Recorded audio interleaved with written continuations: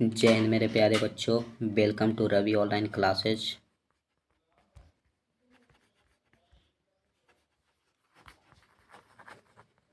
तो बच्चों, हम इस वीडियो में पढ़ने वाले हैं क्लास 12th फिजिक्स। क्या बाबू? क्लास 12th का फिजिक्स, जो कि चैप्टर फर्स्ट है बाबू, विद्युत आवेश तथा विद्युत क्षेत्र। उसका बाबू मोस्ट इंपॉर्टेंट क्वेश्चन 35 ऑब्जेक्टिव प्रश्न देखने वाले हैं, VVI MCQs, जो कि एग्जाम में बाबू आने की 100% संभावना है। तो बाबू, आप लोग चैनल पर नए हैं तो वो आप लोग चैनल को सब्सक्राइब कर लीजिए, रवि ऑनलाइन क्लासेज। ठीक है। पहला प्रश्न आज का हम देखते हैं बाबू कि जब किसी वस्तु को आवेशित किया जाता है तो उसका द्रव्यमान क्या होता है? बढ़ता है, घटता है, अचर रहता है, या बढ़ या घट सकता है?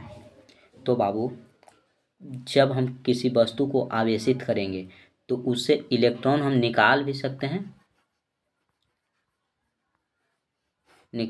हैं, और इलेक्ट्रॉन दे सकते हैं। क्या करते हैं? दे सकते हैं। तो अगर हम इलेक्ट्रॉन निकालते हैं तो द्रव्यमान क्या होगा? घटेगा। और जब इलेक्ट्रॉन को हम देंगे तो द्रव्यमान क्या होगा? बढ़ेगा। ठीक है। तो बाबू देखिए, क्या कह रहा है कि वस्तु को आवेशित करने पर तो इलेक्ट्रॉन निकालेंगे तभी आवेशित होगा, और इलेक्ट्रॉन देंगे तभी आवेशित होगा। तो बढ़ेगा भी और घटेगा भी। तो ऑप्शन कौन है? ऑप्शन डी हो जाएगा बाबू। आवेश बढ़ भी सकता है या घट भी सकता है। द्रव्यमान जो है बाबू बढ़ेगा भी और घटेगा भी, इसलिए ऑप्शन डी हो जाएगा। अगला प्रश्न देखिए।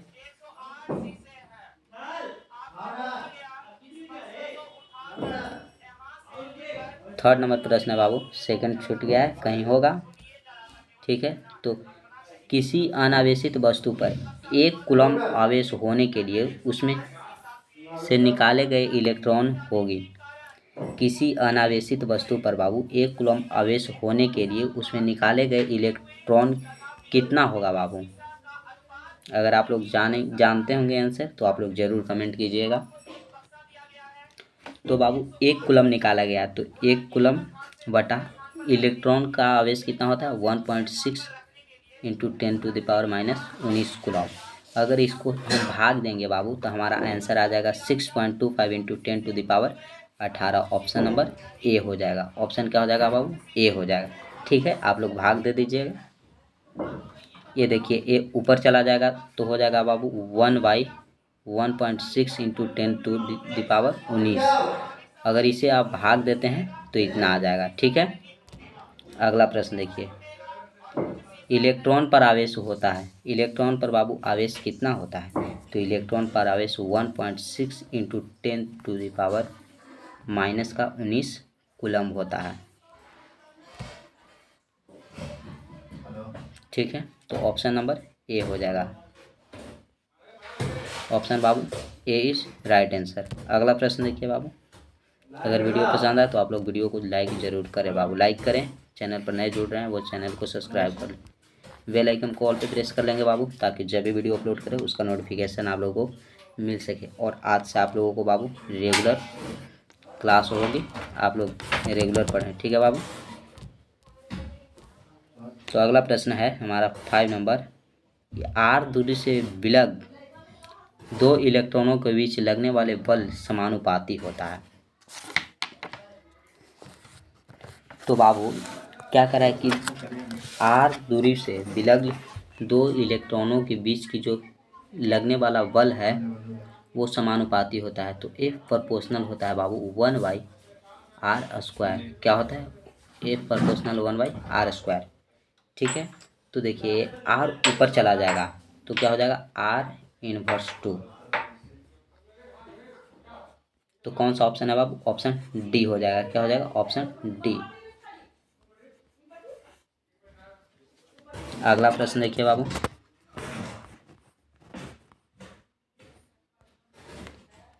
स्थिर विद्युत क्षेत्र होता है, स्थिर विद्युत क्षेत्र जो होता है बाबू वो क्या होता है? संरक्षी बल होता है, असंरक्षी होता है, कहीं संरक्षी कहीं असंरक्षी, या इनमें से कोई नहीं। तो बाबू स्थिर विद्युत क्षेत्र जो होता है वो संरक्षी बल होता है। क्या होता है? संरक्षी बल। ऑप्शन ए हो जाएगा, संरक्षी। ठीक है। अगला प्रश्न देखिए। अगला है कि धातु का परावैद्युतांक होता है, धातु का बाबू इप्सिलॉन आर का मान कितना होता है? तो धातु का होता है बाबू, देखिए, शून्य होता है कि 1 होता है या 1 से अधिक होता है या अनंत होता है। तो बाबू धातु का बोल रहा है तो धातु का अनंत होता है। क्या होता है? अनंत होता है। ऑप्शन नंबर डी हो जाएगा। अगर पूछे हवा का तो 1 होता है। हवा का क्या होता है बाबू? 1 होता है। अगला प्रश्न देखिए,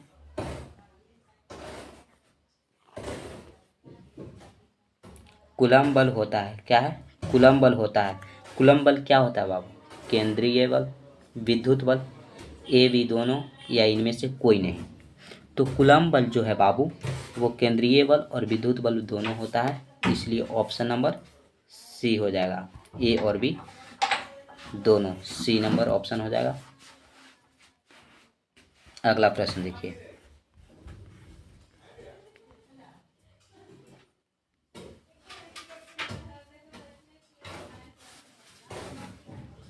अगला प्रश्न हमारा है बाबू कि यदि दो आवेश के बीच की दूरी दुगनी कर दी जाए तो उनके बीच लगने वाले बल हो जाते हैं।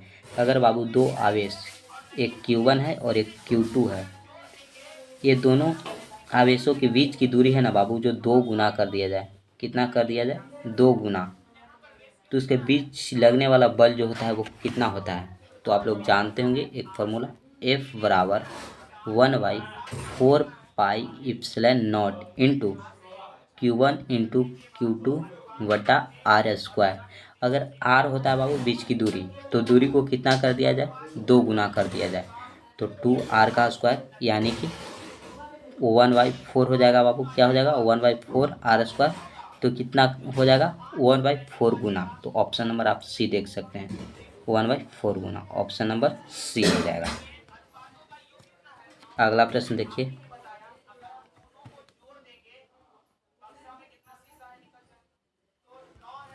कि विद्युत आवेश के बीच लगने वाले बल दिया जाता है।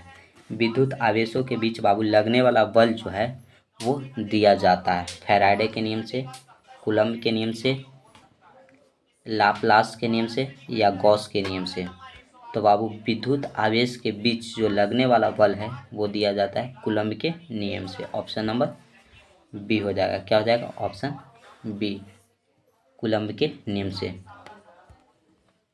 तो बाबू आप लोग हमारे प्लीज़ वीडियो को लाइक करें और वीडियो को शेयर करें बाबू, ठीक है, एंड सब्सक्राइब करें चैनल को बाबू, सब्सक्राइब करें, ठीक है। Please like and share this video and subscribe this channel. अगला प्रश्न देखिए बाबू,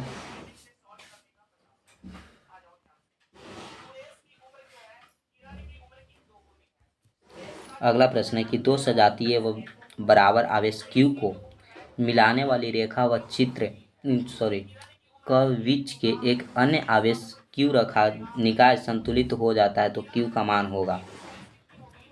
तो बाबू Q का मान होगा -Q/4 हो जाएगा। ऑप्शन नंबर आप देख सकते हैं डी हो जाएगा। अगला प्रश्न देखिए,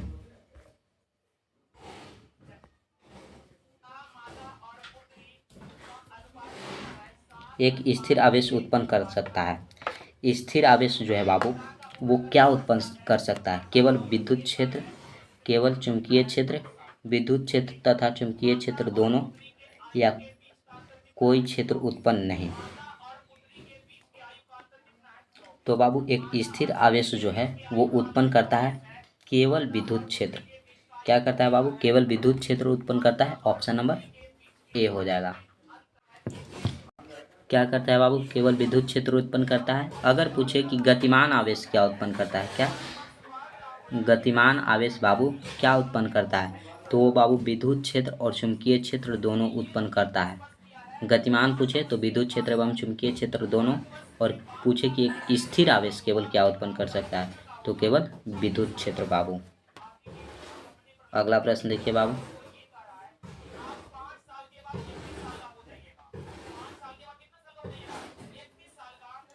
विद्युत क्षेत्र ई और विभव V के बीच संबंध होता है। विद्युत क्षेत्र बाबू ई और विभव V के जो बीच संबंध होता है वो क्या होता है? ई बराबर minus D V by D X, E बराबर D V by D X, E बराबर सॉरी वी बराबर D E by D X, V बराबर minus D E by D X. तो बाबू ई और वी के बीच जो संबंध होता है वो होता है ई बराबर minus D V by D X. आप देख सकते हैं ऑप्शन नंबर ए में दिया हुआ है। कौन सा ऑप्शन बाबू? ऑप्शन ए हो जाएगा। अगला प्रश्न देखिए,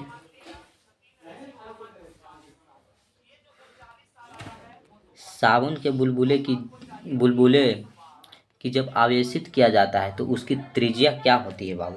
साबुन के जो बुलबुले होते हैं, बुलबुला, इसको बाबू अगर आवेशित करेंगे तो उसका त्रिज्या क्या होगा? बढ़ती है, घटती है, अपरिवर्तित रहती है या शून्य हो जाती है? तो बाबू साबुन के बुलबुले को अगर हम आवेशित करते हैं तो उसका जो त्रिज्या है वो बढ़ती है। क्या होती है? बढ़ती है। ऑप्शन नंबर ए हो जाएगा। अगला प्रश्न देखिए, अभी तक बाबू अगर वीडियो को जो बच्चे लाइक नहीं किए हैं वो वीडियो को लाइक करें, अपने दोस्तों तक शेयर करें बाबू, क्योंकि एग्ज़ाम बहुत नज़दीक आ चुका है। आप लोग मन से पढ़िए, ठीक है। यहाँ से आपको बाबू एग्ज़ाम की तैयारी 100% कराई जाएगी। आपको टेंशन लेने की ज़रूरत नहीं है। आप पढ़िए, आप पढ़कर देखिए, क्वेश्चन की क्वालिटी देखिए बाबू, ठीक है। अगला प्रश्न है कि निम्नलिखित में से किस आवेश का अस्तित्व संभव नहीं है? निम्नलिखित में से बाबू कौन सा आवेश है जिसका अस्तित्व संभव नहीं है? तो बाबू एक आपने फार्मूला पढ़ा होगा, Q बराबर एन ई। तो ई इलेक्ट्रॉन की संख्या और एन देखिए, ये जो है वो पूर्णांक संख्या होना चाहिए, भिन्न संख्या नहीं, दशमलव में नहीं।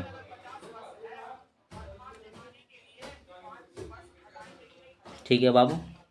तो अब देखिए, अगर 1.6 इंटू 10⁻⁻19 कूलम ये आवेश का आवेश होता है बाबू, इलेक्ट्रॉन का आवेश होता है इतना।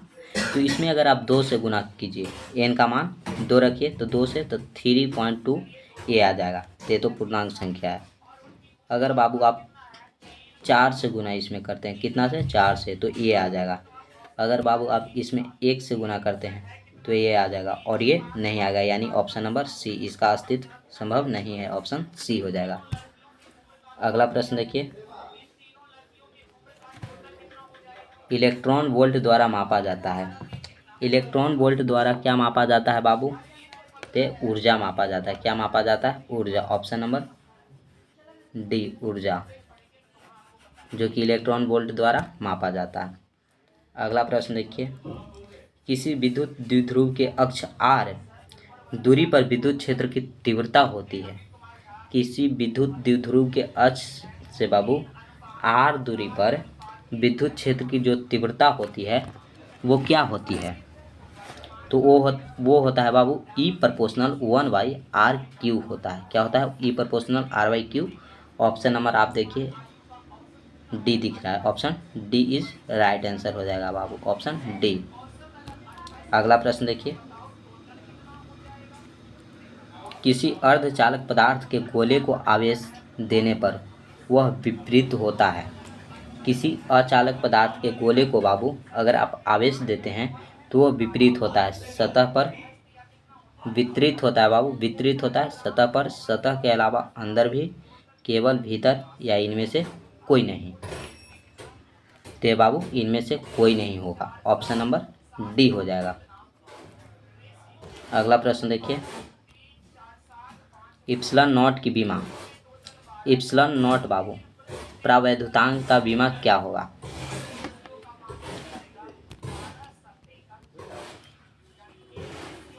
तो बाबू प्रावैधुतांक का मात्रक होता है m-1 l-3 t4a2।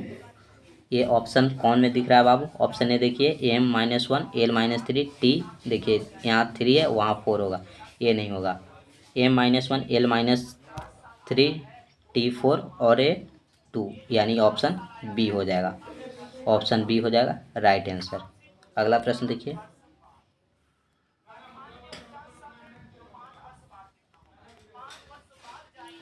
समरूप विद्युत क्षेत्र में एक इलेक्ट्रॉन व एक प्रोटॉन स्थित है, उसके त्वरण का अनुपात होगा।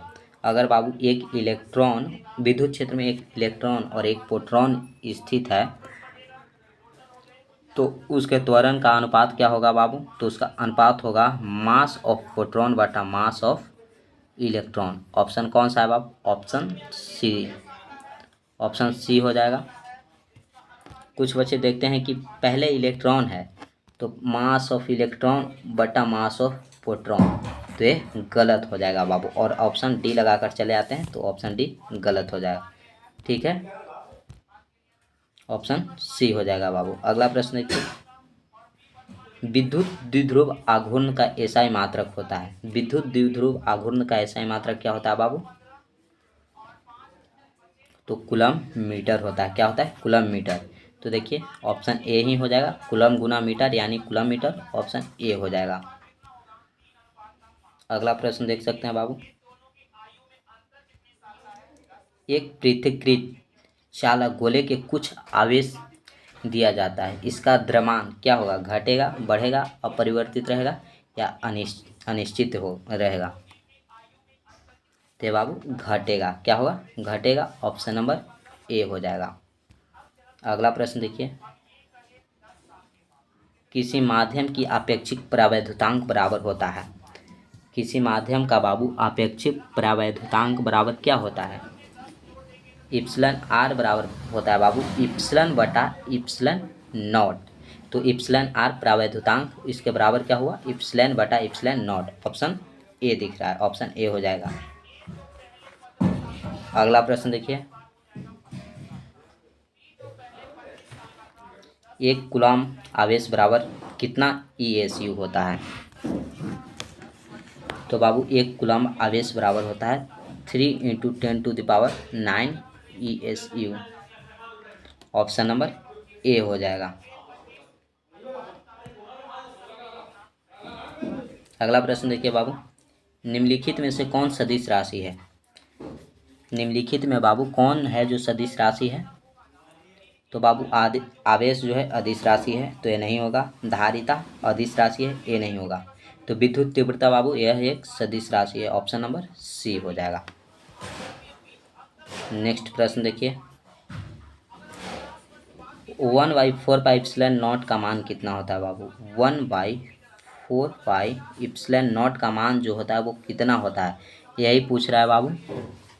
तो इसका मान जो होता है 9 × 10⁹ होता है। ऑप्शन नंबर आप देख सकते हैं बी है। ऑप्शन बी होगा बाबू। और बाबू अगर इप्सिलन नॉट का मान केवल पूछे तो वो होता है 8.85 × 10⁻12 कूलम। ठीक है, ऑप्शन नंबर ए देखिए जो है ना इप्सिलन नॉट का मान है। अगला प्रश्न देखिए, आवेश की बीमा होती है। आवेश की जो बीमा होता है बाबू वो IT होता है। क्या होता है? IT। और I को ए लिखा जाता है, तो AT। ऑप्शन नंबर देख सकते हैं ए है। ऑप्शन ए हो जाएगा। अगला प्रश्न देखिए, आवेश की बीमा होती है तो ये AT होता है बाबू। Option A. अगला प्रश्न देखिए, इप्सिलन नॉट का मान होता है, तो हमने ऊपर बताया कि इप्सिलन नॉट का मान 8.85 × 10⁻12। तो ये बाबू ऑप्शन नंबर ए हो जाएगा। क्या हो जाएगा? ऑप्शन ए हो जाएगा।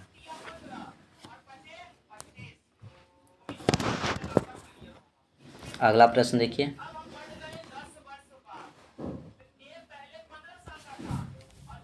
किसी आवेशित गोलीय खोखले चालक के भीतर विद्युत तीव्रता होती है। अगर बाबू कहे, देखिए पहले ऑप्शन देख लीजिए, अनंत, शून्य, धनात्मक एवं 1 से अधिक या इनमें से कोई नहीं। तो बाबू अगर बोले कि गोलीय खोखले चालक के अगर भीतर बोले बाबू, क्या बोले? भीतर या अंदर बोले या फिर केंद्र पर बोले, क्या बोले?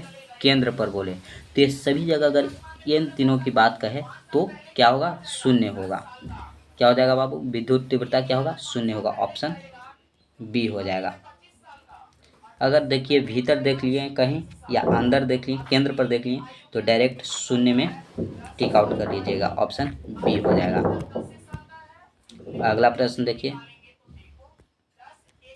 आवेश का पृष्ठ घनत्व होता है। आवेश का बाबू जो पृष्ठ घनत्व होता है वो क्या होता है?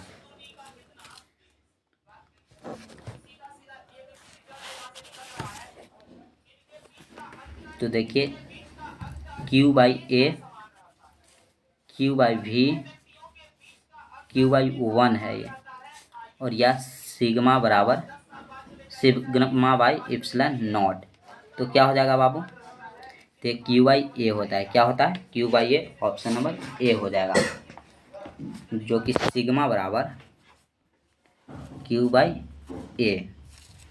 अगर पूछे बाबू इसका एसआई मात्रक पूछते तो क्यू आवेश का एसआई मात्रक बाबू कूलॉम प्रति, ये क्या है, क्षेत्रफल है, एरिया, तो ये मीटर स्क्वायर हो जाता है। तो हो जाएगा कूलॉम प्रति मीटर, या कहीं कहीं रहेगा कूलॉम मीटर इनवर्स टू, इस तरह से रहेगा। ठीक है, तो ऑप्शन ए हो जाएगा बाबू। अगला देखिए, आवेश के रैखिक घनत्व का एसआई मात्रक क्या होता है। आवेश के बाबू जो रैखिक घनत्व का एसआई मात्रक होता है वो क्या होता है, तो ये होता है बाबू, सॉरी, तो ये बाबू होता है लेमडा बराबर क्यू बाई एल। तो ये क्या होगा, क्यू बाबू, क्यू तो आवेश का कूलम प्रति लंबाई का मीटर, कूलम प्रति मीटर। आप कौन सा ऑप्शन दिख रहा है बाबू, ऑप्शन तो नहीं है, डी छूटा हुआ, तो डी देखिए कूलम मीटर इनवर्स होगा, तो ऑप्शन डी हो जाएगा। अगला प्रश्न देखिए,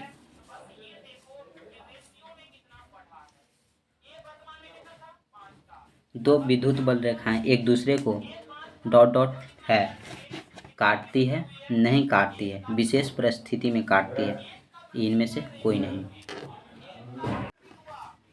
तो बाबू जो दो विद्युत बल रेखाएं हैं एक दूसरे को नहीं काटती है, क्या करती है, नहीं काटती है। देखिए अगर कहे कि विशेष परिस्थिति में काटती है तो नहीं, विशेष परिस्थिति में भी नहीं काटती, क्योंकि जहाँ कट करेगी वहाँ से दो रेखाओं को प्रदर्शित करेगी, दो दिशाओं को प्रदर्शित करेगी, इसलिए नहीं काटती है, ऑप्शन नंबर बी हो जाएगा।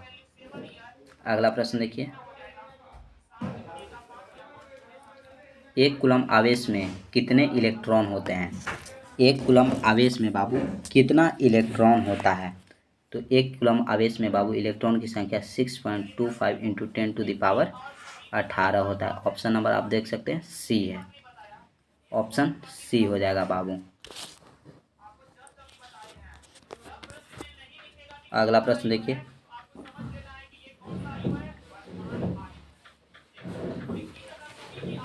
यदि कोई वस्तु धन आवेशित है तो उसका तात्पर्य है कि उस पर इलेक्ट्रॉन की डॉट डॉट होगी, कमी होगी, वृद्धि होगी, उपयुक्त दोनों होगा, या इनमें से कोई नहीं। अगर बाबू कोई वस्तु धनावेशित है तो वो इलेक्ट्रॉन को क्या करेगा, त्याग करेगा, क्या करेगा, त्याग करेगा, क्योंकि त्याग करेगा तभी तो ये धन आवेशित होगा, अगर ग्रहण करेगा तो ऋण आवेशित हो जाएगा। तो त्याग करेगा यानी कि उसके पास इलेक्ट्रॉन का कमी होगा, तो ऑप्शन नंबर ए हो जाएगा। अगर ऋण आवेशित रहेगा तो वृद्धि होता, लेकिन है धन आवेशित तो कमी होगा। ठीक है, ऑप्शन नंबर ए हो जाएगा बाबू। और ये रहा हमारा लास्ट प्रश्न। हमने बोला था कि आप लोगों को 35 नंबर प्रश्न तक रहेगा। तो देखिए, निम्नलिखित में कौन विद्युत क्षेत्र का मात्रक है। विद्युत क्षेत्र का मात्रक बाबू निम्नलिखित में से कौन है। न्यूटन प्रति कूलम है, ये न्यूटन प्रति कूलम है बाबू, और ये वोल्ट प्रति मीटर है, और ये उपयुक्त दोनों या इनमें से कोई नहीं। तो बाबू विद्युत क्षेत्र, ये विद्युत क्षेत्र का तीव्रता है बाबू ई, जिसे ई से डिनोट करते हैं।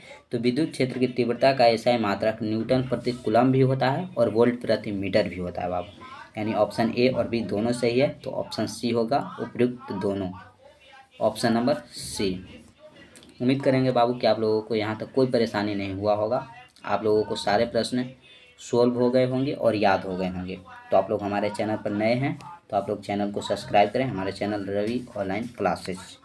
तो आप लोग सब्सक्राइब करें, वीडियो पसंद आए तो वीडियो को लाइक करें, अपने दोस्तों तक शेयर करें बाबू, और कमेंट में आप लोग ज़रूर बताएं कि आप लोगों को हमारा वीडियो कैसा लगा। आप लोगों को डेली बाबू डेली वीडियो आप लोगों के लिए ऑब्जेक्टिव का मिलेगा, तो आप लोग हमारे चैनल से जुड़े रहें। ठीक है बाबू, जय हिंद बच्चों, फिर मिलते हैं अगले वीडियो में। आज के लिए बस इतना ही।